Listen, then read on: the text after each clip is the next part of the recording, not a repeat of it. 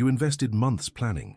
You set goals, you visualized results, and out of nowhere everything collapses. The promotion that was certain didn't happen. The relationship that seemed solid ended. The business you built with such care went bankrupt. And now you're paralyzed, staring at the wreckage of what should have worked, wondering where you went wrong. But what if I told you that the collapse of your plans might be the best thing that ever happened to you? What if there's ancient wisdom that teaches exactly how to navigate these transitions without losing your sanity, without losing faith, and most importantly, without losing the opportunity hidden in the chaos? In the next few minutes, you'll understand why crumbling plans aren't signs of failure but of redirection, and how ordinary people have turned their biggest disappointments into their greatest achievements using principles the Bible teaches and neuroscience confirms. First, validate what you're feeling right now. It's not weakness, it's grief. When a plan collapses, you don't just lose an objective. You lose the identity you built around it. You lose the story you told yourself about who you were going to become. A study from the University of São Paulo on resilience in professional transitions showed that Brazilians over 35 take an average of 7 months to emotionally process the loss of a significant plan. 7 months. That's not wasted time. It's necessary time. Your brain needs to deconstruct the old narrative before accepting a new one. And if you try to skip this phase, you'll carry resentment that will sabotage everything that comes next. Here's what nobody tells you about crumbling plans. Most of the time you were pursuing the wrong plan with the right energy. You dedicated yourself. You were disciplined. But dedication in the wrong direction isn't virtue, it's disguised stubbornness. And God, in His brutal mercy, sometimes closes doors you're forcing because He sees what's on the other side and knows it will destroy you.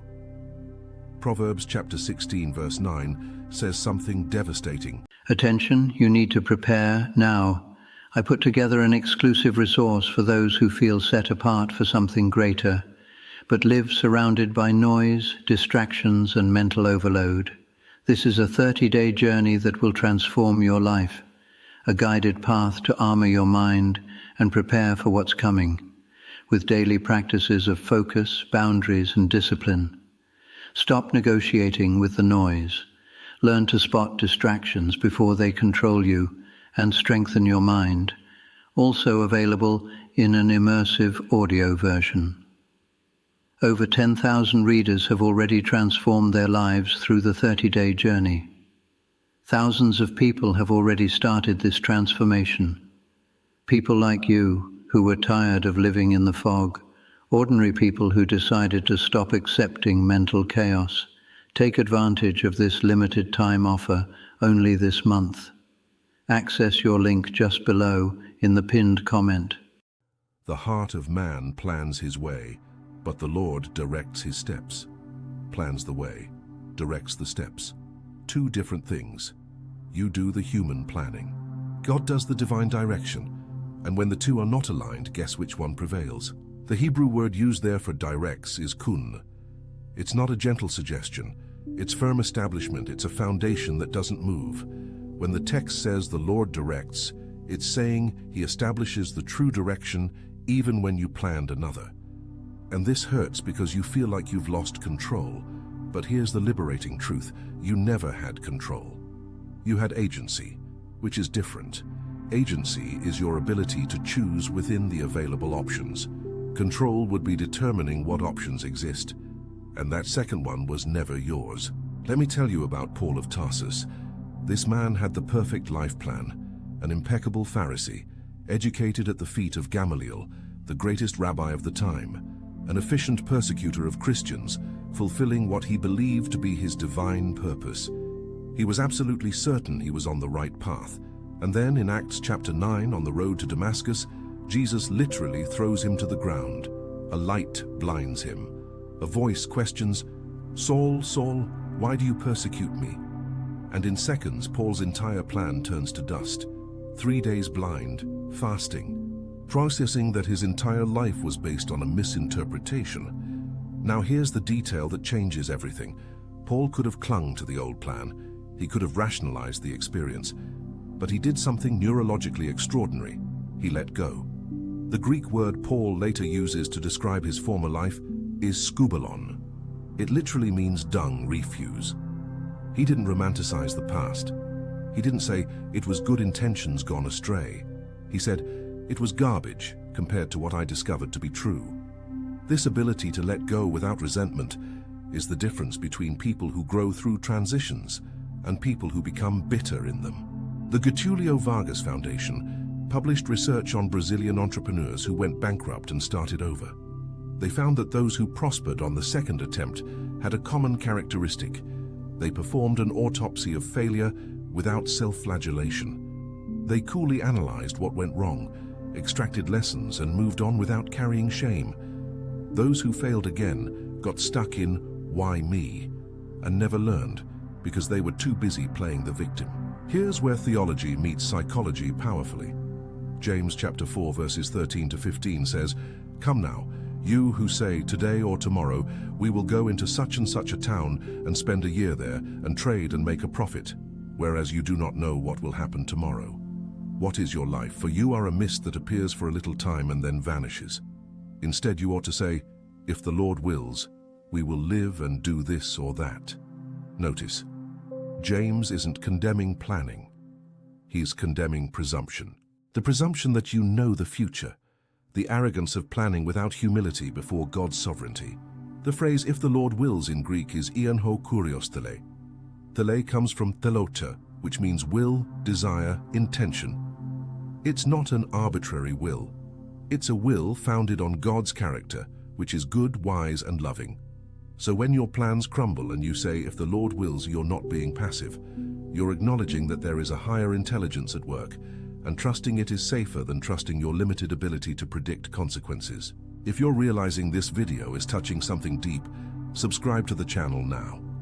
Many people watch, benefit, but forget to hit the button.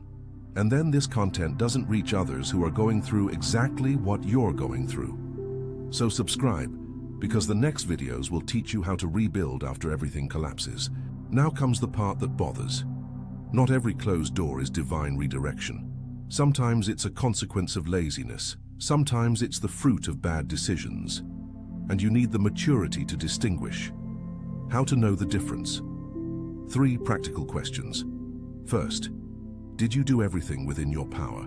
If you gave up at the first obstacle, it wasn't God closing a door. It was you running away from resistance. Second, are there repeated patterns? If this is the 5th time the same type of plan has collapsed in the same way, God might be trying to teach you something you refuse to learn. Third, are you at peace or in panic?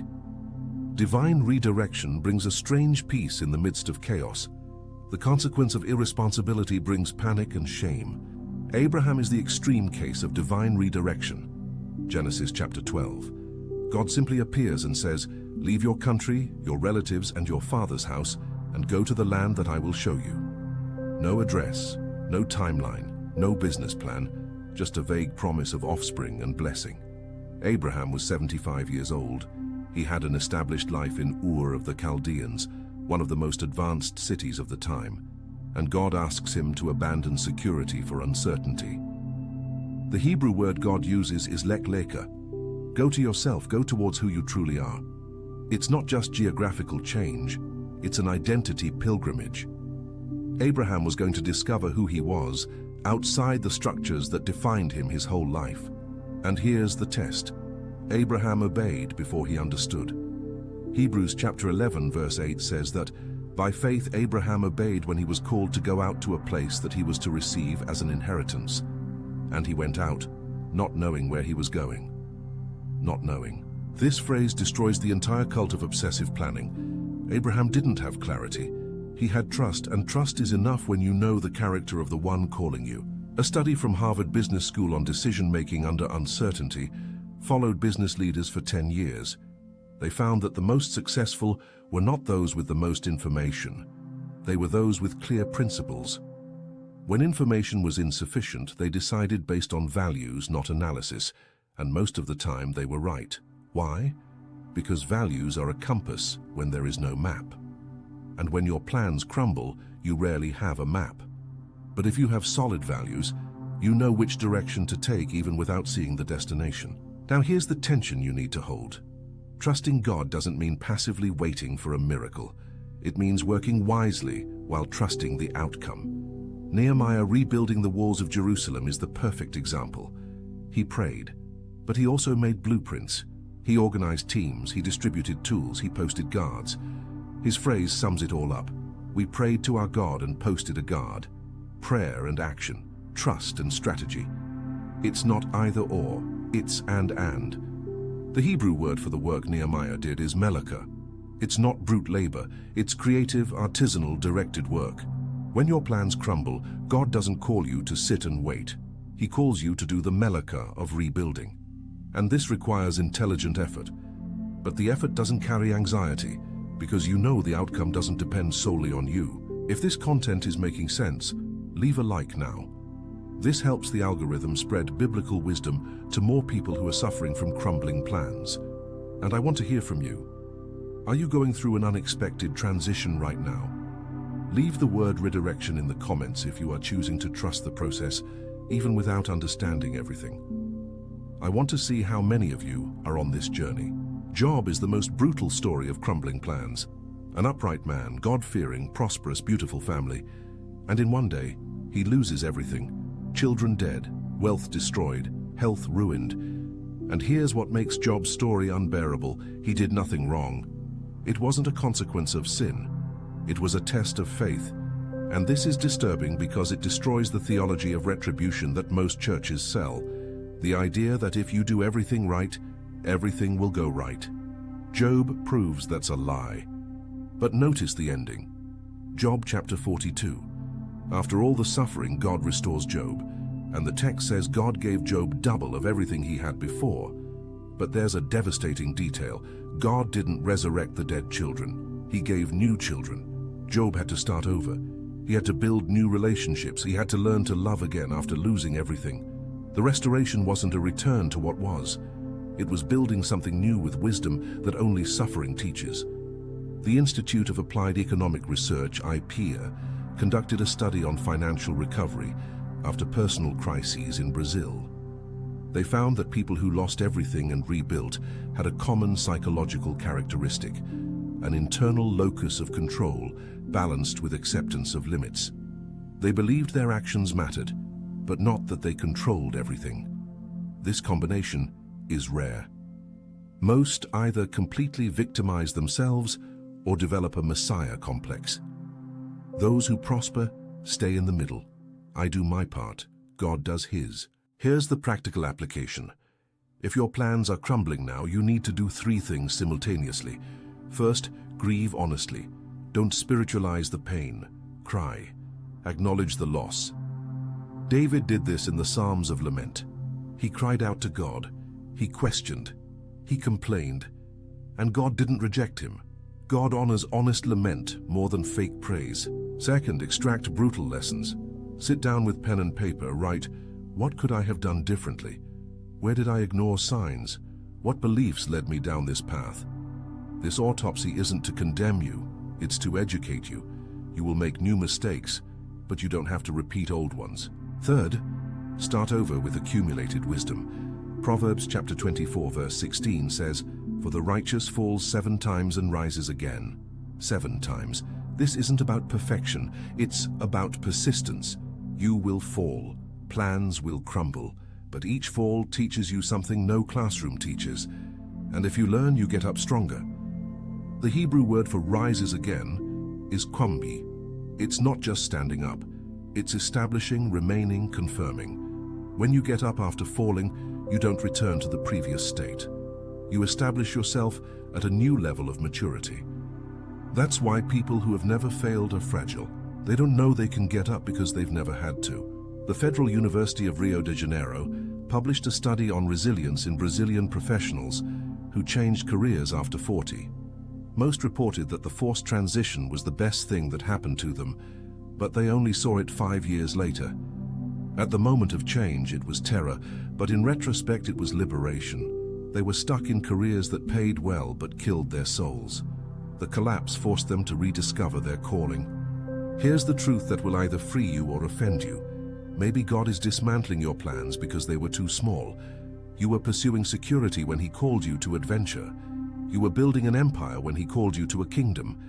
and the empire had to crumble for you to see the difference. Share this video with someone who is in the middle of a painful transition right now. Someone who lost their job, ended a relationship, saw a dream die. Send it to that person. They need to know they are not alone, and that there is ancient wisdom to navigate this. The Greek word the New Testament uses for purpose is prothesis. Pro means before, in front of. Thesis means placement, arrangement. Purpose is something placed before you arrive. This means your purpose was already there when your plans crumbled. You didn't lose your destination. You lost a path, and perhaps that path was leading you away from the real destination. Ephesians chapter 2 verse 10 says, "For we are his workmanship, created in Christ Jesus for good works, which God prepared beforehand, that we should walk in them." Prepared beforehand. Before you were born, before you planned, God had already prepared specific works for you. And when you pursue plans that have nothing to do with these works, he mercifully closes doors to redirect you. A Stanford study on vocational satisfaction interviewed 5,000 people in career transitions.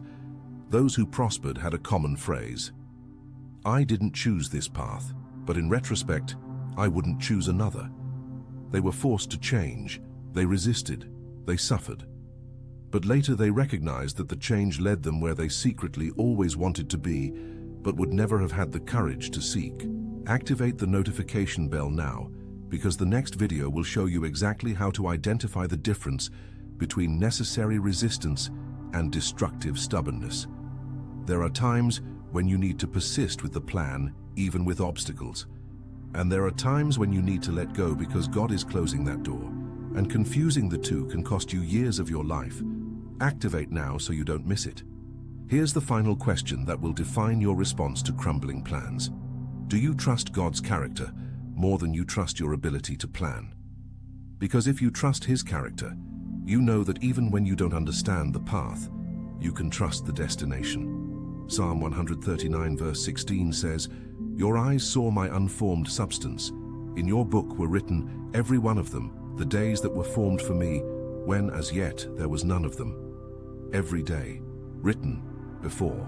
This is not fatalism, it's alignment. Your plans are your best guesses based on limited information. God's plan is based on complete knowledge of who you are, and where he wants to take you. And when the two plans collide, guess which one you should follow. The Hebrew word for path is derek. It appears more than 700 times in the Old Testament.